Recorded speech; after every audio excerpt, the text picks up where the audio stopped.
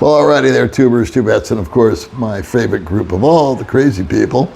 This little video is about my wife absolutely, positively having an expat type of meltdown that was over something so silly and yet so relevant and so commonplace here in the Philippines that it drives a lot of us batty, and it actually got to my wife too.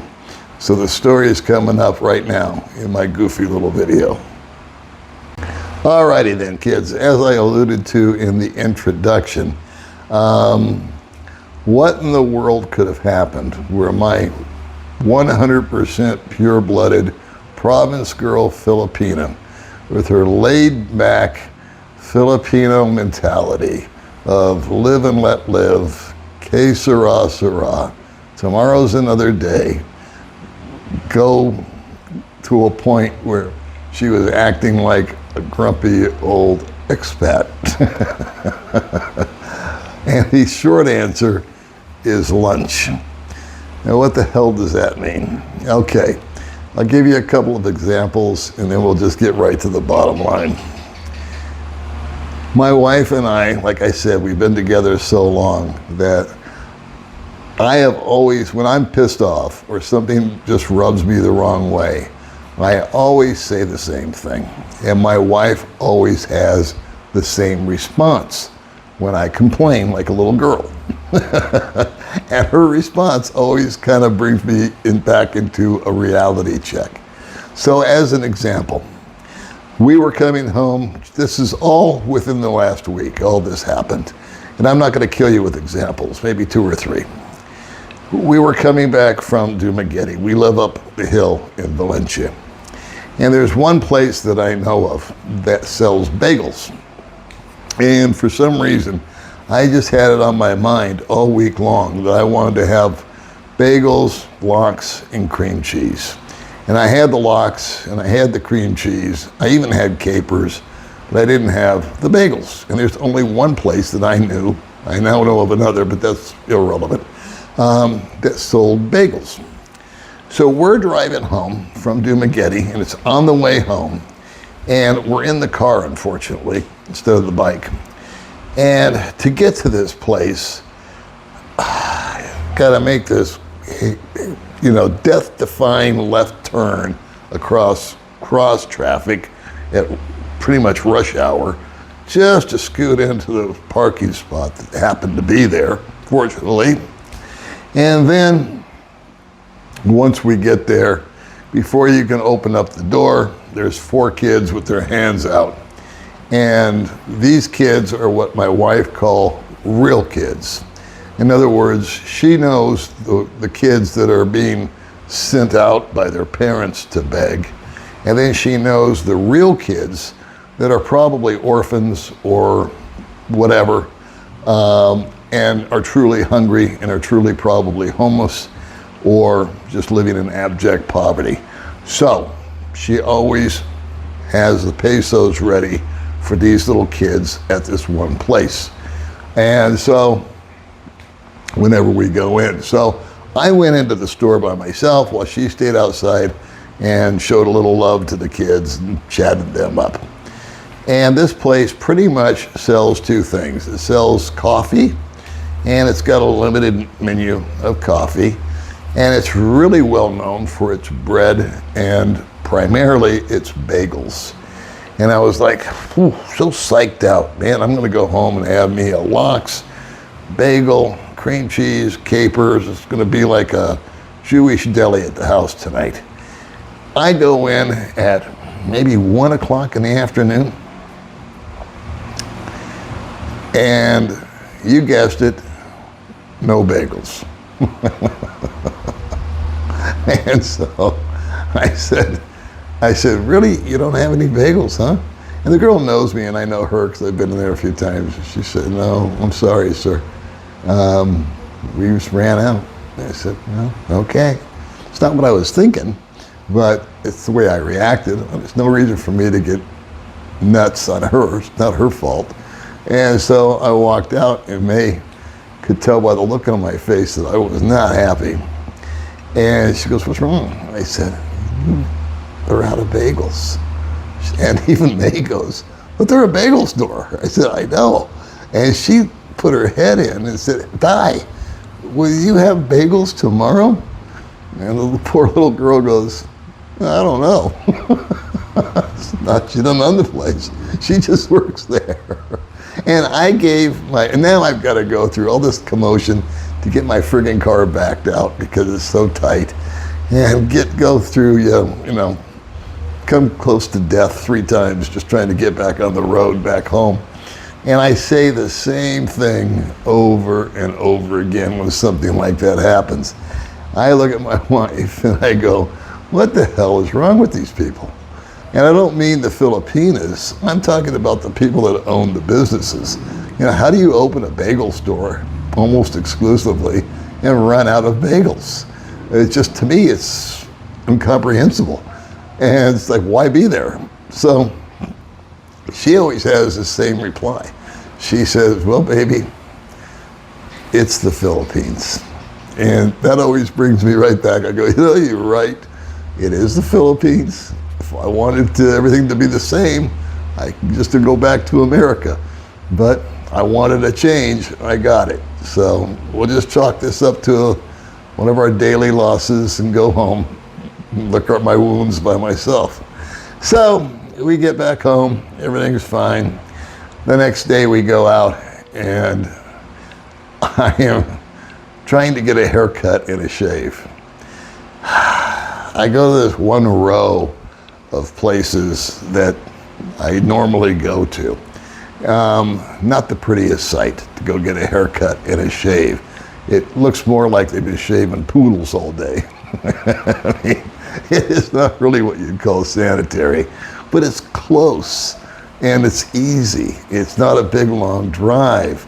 And so I can go in and I can get my haircut and I can get kind of a half-ass shave from the guy, and it's, $1 or something like that, and I give him $2, or it's $2 and I give him $4, whatever it is. I double up on it. And they always like to see me coming. There's a good tip involved to them. And what drives me nuts is that whenever I go in there, they have every single solitary barbershop has a radio. There's like 3 barbershops all in a row. So if you can't get into one, you can try to go to the other one. They all have a radio, and that's not any crime. But the radio is always at friggin' Mach 7. I mean, it's just squelching. And it's like when you're sitting back and you're supposed to be getting a shave, it's supposed to kind of be relaxing, kind of a treat. And the guy's got the straight razor and all that jazz going. All I want to do is get the hell out of there. And May knows that it takes about 15 minutes once I get in the chair to get my hair cut and a shave. This guy just bops along real quick. And like I said, it's not the world's greatest shave, it's not the world's greatest haircut, but it's cheap, it's quick, it's close, it gets me through the day or the week or whatever. And most often than not, I'll say, "What is it with these people on the radio? Why do they have to play it so freaking loud?" And May goes, "Well, baby, it is the Philippines." "Oh yeah, you're right. You're right. It's the Philippines." And so now we go down to another barber shop, a different day, because I want to go in and get a proper shave. And the one place that I go to is next to a coffee shop, and it's the opposite of what I just explained. It is clean, neat, organized. They got sinks, they got a young lady there that sweeps up the hair. The guys with their tools on the table are always brushed off, cleaned with alcohol. The guy will put on gloves when he goes to shave you. They put a hot towel on your face. It's a totally different experience than what I get up in Valencia. But this is in downtown Dumaguete, which makes it kind of a pain to get down there. And so we go, and what do we do we get there at 12 o'clock. And guess what 12 o'clock is? Lunchtime. And I said, wouldn't you know? And I poked my head in and I said, they're at lunch, aren't they? And she said, yeah, because I forgot. I thought they, you know. I said, yeah. I said, they'll be back at 1, huh? She says, yeah. You want to wait or do you want to put your name down? I said, no, thanks. I'll come back tomorrow or the next day. I didn't really need the shave. I just kind of wanted to get one. And I told May, I said, you know what? They've got 3 barbers here. I said, and they closed the whole joint down for an hour. And they're not making any money. They're paying the girl to stand there and turn people away. Got the air conditioner on, got the lights on, paying those bills. I said, don't you think, since they've got 3 barbers, that they could stagger? Like one guy goes at 11:30 and leaves 2, and the other guy goes at 12, and that leaves 1. And then number 1 comes back at 12:30, and that guy number 3 can go to lunch, and that way you've always got one guy working, and you don't have to shut the door, and you got cash flow, and more importantly, you got customer satisfaction. Because a guy like me, I'm trying to do this and do that. When we go to Dumaguete, we try to get everything knocked out because we try to go to Dumaguete as less as possible. It's just too much traffic, crowded, congestion, and sometimes the juice just ain't worth the squeeze. We can get most of our stuff done up close to the house here in Valencia. All right, and May goes, man, that makes perfect sense. And I said, you know what is wrong with these people? Why don't they, my usual thing, why don't they figure out that if they stagger their lunches, they'd make a bunch more money and nobody's gonna starve, you know, waiting 30 minutes extra. And she goes, well, baby, it's the Philippines. I said, yeah, you're right. So, day before yesterday, I was sick. I came down with some kind of fever, and actually it was about 2 days that I had this low-grade fever and was just feeling weak as hell and did not have the ambition or the energy. I canceled some appointments. I canceled doing an interview for a video, and I just wanted to lay down and sleep. Yeah, I had the Philippines funk. I don't know, just not feeling good. And little May, she said, well, we need some stuff from the store, baby. She says, so I'm gonna take the scooter and I'm gonna go get you some Aloxan, which is sort of a fever reducer. And I'm gonna get this and this. And she says, and I'm gonna pick you up some fresh milk. Now, what the hell is fresh milk? You got that all over America, right? I actually brought props for this video. This is what I've been drinking since I primarily came to the Philippines. Milk in a box. And this stuff drives me nuts because this has been sitting out on my table for about 4 or 5 days since we stocked up on groceries. And it will not go into the refrigerator until we crack the lid. So I don't trust this milk. Number 1, it doesn't taste good. And number 2, it's more of just a flavor I use for my coffee, because I like to have full cream milk in my coffee. But I know it's been like radiated or something, and anything that has a shelf life like that, especially a dairy product, it just doesn't float my boat.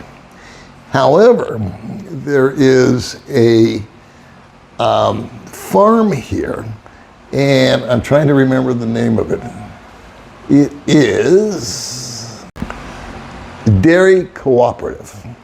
And at the Dairy Cooperative, they sell what I like to call moo cow boom boom milk. Okay, it's the real deal. It comes from real cows out of a real udder, and you can have the option to get either pasteurized or non-pasteurized. That's how real it is. And this is what it looks like. And so that you have to refrigerate. It's got a lifespan of about 5 days, whether you open it or not, I guess. And we always get the pasteurized. And May knows that I like it. The weird thing about this dairy cooperative was how hard it was originally for us to find it. We had heard about it for a long time, and we kept driving up and down the street where it was supposed to be, and we could never see it. And we would look and we would look, and they'd say, well, it was near this or near that. And then one day, just out of happenstance, May saw a friend of mine walking with a bag with about 5 bottles of this fresh milk. And she goes, hey, it's May. And he goes, hey, May, how are you? She goes, where did you get that milk? Where is this place? He goes, well, you gotta go up this nasty ass dirt road that's muddy, and then it's in the top up there, and there's no sign or anything. It's just a house, and you'll see a bunch of refrigerators or freezer type shaped coolers, and that's where you get the milk at. And so that's where we've been buying that milk from. Now, May, when I was sick, went out to do the errands. She was getting me in something for my fever. She was picking up something else for the dogs. She had another errand to go on, and she's been learning to utilize time. It's one of those osmosis things where I've showed her that, you know, just to try to bust a move, just try to get it in, get out, get it done, and get it over with in your day. You got that much more time to come home and do something that's maybe more productive or more relaxing, up to you. So she goes to the dairy cooperative to get the milk, because this milk I can drink straight out of the bottle. I love milk. It's full cream milk, and I can drink it by the glass. And she knows, God love her, that this is like a real treat. And so she decided, since he doesn't feel good, and we're out of the fresh milk, and I'm gonna go ahead and get him some. So May goes to the cooperative at 12:30. And what time is 12:30? It's lunchtime. Now, I've been to the co-op at noon, just by mistake, not thinking, and nobody was there. And then I realized, oh yeah, it's 12 o'clock. Everybody's got to shut down, take their friggin' lunch hour, and they'll be back at 1. So I either got to kill an hour or just come tomorrow and pick it up, whatever works. So May's there at 12:30, but there's people there. And she sees the refrigerators, and she opens them up, and she sees these bottles of milk stacked up, and she knows exactly how much each one costs. And she knows that she's not only got the money for them, she has something that all retailers love. She has exact change. She has exactly, I want to say, 580 pesos. I think that's the number. Could be wrong, but let's just say it is. She doesn't have 600. She hasn't got 1,000 that they've got to break. She has 580 pesos to buy that milk. She's also got her own shopping bag made out of cloth. So she can reach in, show the people that are inside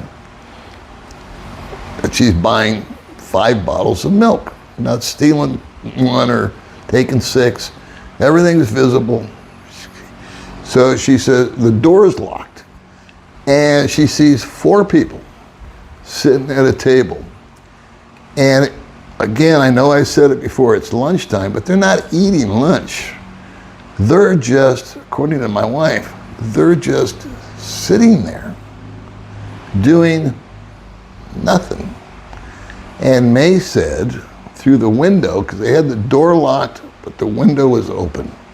My wife said, excuse me, but you don't have to get up, but I would like to get 5 bottles of milk. I've got my own bag. I can get it, and I have exact change.